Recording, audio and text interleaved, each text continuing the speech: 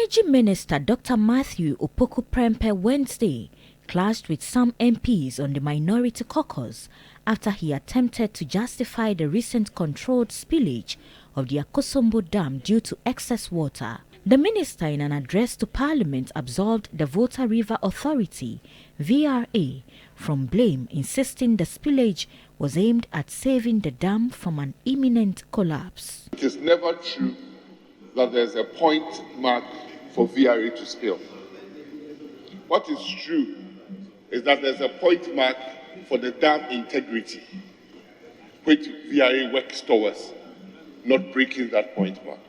The Speaker, what has happened this year, and I can say that going forward, nobody can stand here or anywhere and say it won't happen again.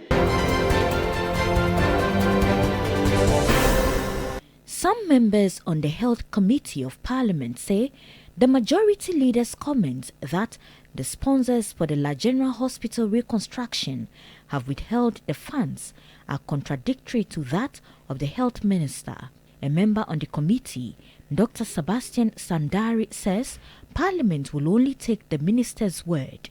Meanwhile, residents are calling on government to hand over the project to the La community to mobilize funds for reconstruction of the hospital. We are going to engage in a self-help project to construct the hospital for ourselves. And we have a well laid down plan. I'm talking about the coalition, which we have discussed with our town folks. They are ready and willing to support.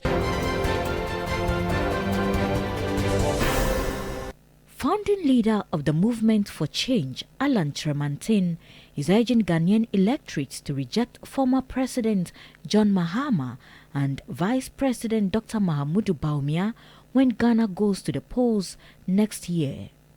During the second in a series of volunteer activation conferences, he explained both the NDC and NPP have proven to be insensitive to the plight of Ghanaians, hence the need for voters to give him a chance to become Ghana's first independent presidential candidate to win power. It's clear that in spite of all the efforts of these two dominant parties, they are looking for change.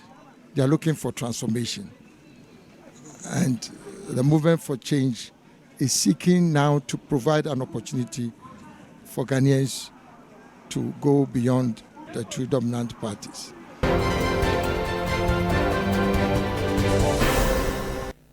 The Auditor General has cited management of the Livelihood Empowerment Against Poverty (LEAP) program for irregular payments.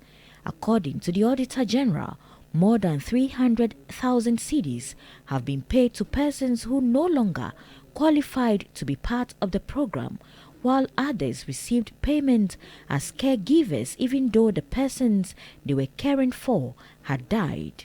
The minister has not been able to implement the recertification, because when that is done, then that will mean that chances were going to be created for new people to be enrolled.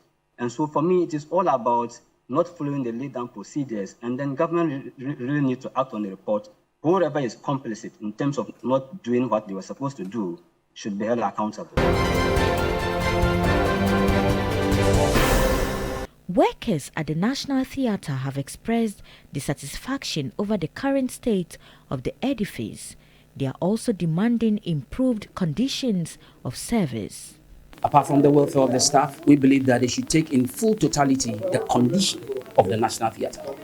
It is when this edifice is put in its proper space, then we hope will come out of the public and that people are not all chastising us or calling us bad names.